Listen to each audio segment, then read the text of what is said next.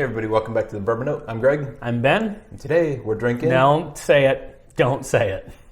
You don't want to poke that hornet's nest? Tennessee whiskey.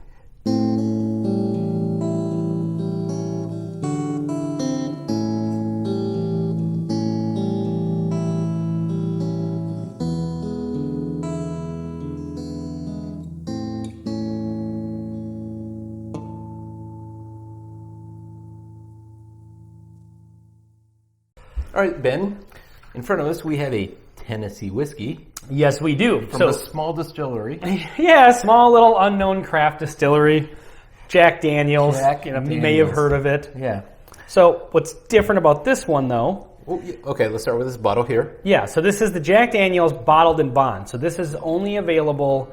It says Traveler's Exclusive on the box that it came in. So basically international markets, duty-free, stuff like that. So I got this at the duty... And you took one for the team and flew to a foreign land. Just for this bottle. Just for this bottle, which came in a box, by the way. Yeah, for $35.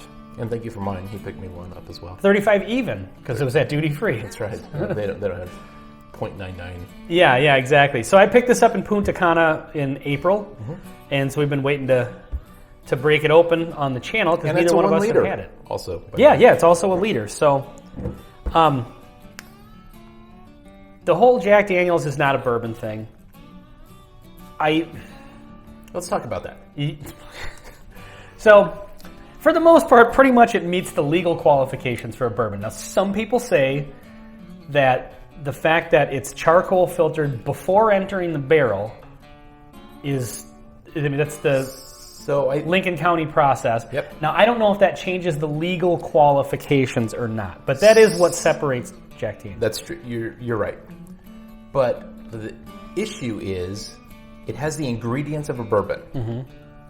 Doesn't have the process of a bourbon, but the bourbon doesn't require that process. It doesn't say one way or the other. Well, that's the thing. So I don't know if it's a legal thing that you can or can't filter it before the barrel. And I cannot find a definitive answer on that. I've looked. The only definitive things that have been said, and they conflict with each other, the Jack Daniels distillery got the IRS to declare this to be not a bourbon because of the Lincoln County process. And that was the distinction for what a Tennessee whiskey was.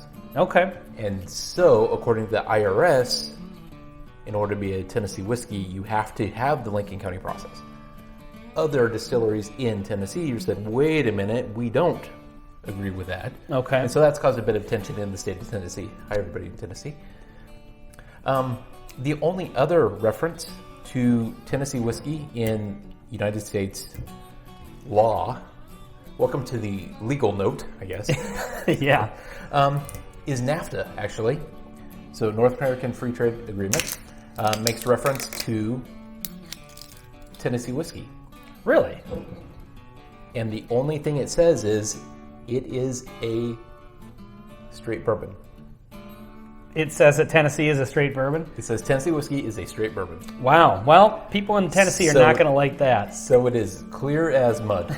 Yeah, exactly. Well, so if it's their product, if they want to call it Tennessee whiskey, more power to them. My guess is the people in the state of Tennessee and the government of the state of Tennessee wants to take ownership of their whiskey. Yeah, they're proud of the product. And absolutely, and they totally should be. Yeah. So totally support it. Texas does that with everything. Absolutely. Texas is its own religion. Yeah.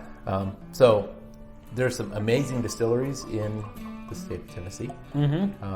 We own some of their products, and we'll be doing some more reviews of Tennessee whiskeys. Yeah, for sure. So, yeah, I'm looking forward to this one, though.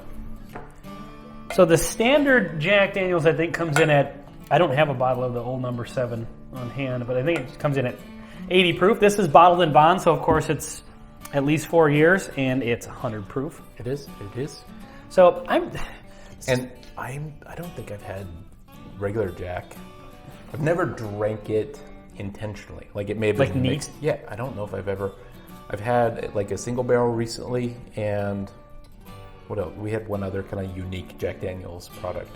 I had that White Rabbit Saloon one, but I don't know if that's any different than that may the regular. Just be a regular bottle. So I'm looking forward to this, just because I haven't had Jack Daniels in quite a while. Caramel and oak. A regret from last night. Usually when you get Jack Daniels in there, when you're younger, it's like it's future regret, for tomorrow. Planting for all the bourbons that or whiskeys that people drink when they're young, like the Wild Turkey and Jim Beam. You always associate those with bad nights choices. like that. Yeah. And then you get older and responsible, and you drink the same thing and do the same stupid things. I hope no not. change. It's got a nice nose on it. I mean, it's kind of You really smell that sugar maple, though, can't you? I'm just poking the bee. It's when you say that though, it's got a lot of wood sugars to it. Like it's got a wood sweetness to it. You know what I mean? Like, yeah, that's just all kind of oak, char, and caramel. I like it, but those are two very dominant notes.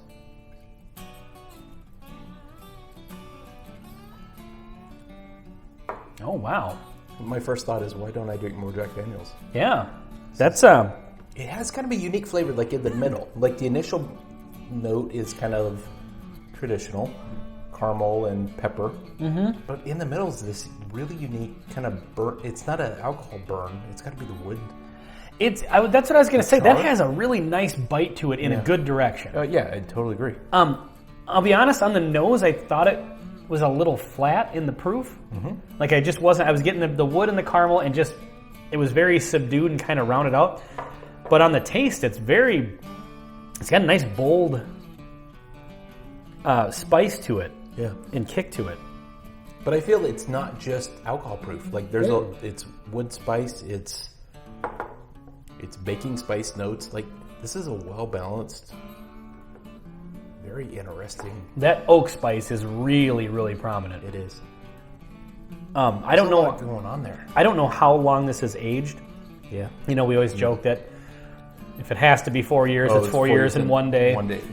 This one feels like maybe more. It definitely does, because I'm getting a really, really strong and nice oak note on it. Because I like that. I like an oaky whiskey. Mature oak notes. Yeah. From some of the longer aged ones. And I think I'm getting like the char on this one a little bit more. A lot of times. I wonder if they're a high char. It could be. Kind of a barrel. Burn the heck out of the inside of that thing. Yeah. Boy, that's really nice. It's unfortunate that this is only available if you leave the country. It's an American staple, I kind of wonder why distilleries do that sometimes with... It seems like a lot of distilleries sell some really interesting things that people would love to buy, and they're just not available. Well, and especially like this one is travelers only, so it's only available in like duty-free shops. Mm-hmm. So you have to be at the airport to buy this. But it's not expensive. It's not. If it were a super expensive bottle, you'd maybe understand it a bit more. But it's. But then on the flip side of that, you're already at the duty-free shop. It's like, man, I just spent $400 on a plane ticket. Yeah. I spent $80 on 2 drinks at the bar. And then you're maybe not as prone to blowing your money on whiskey. Of course.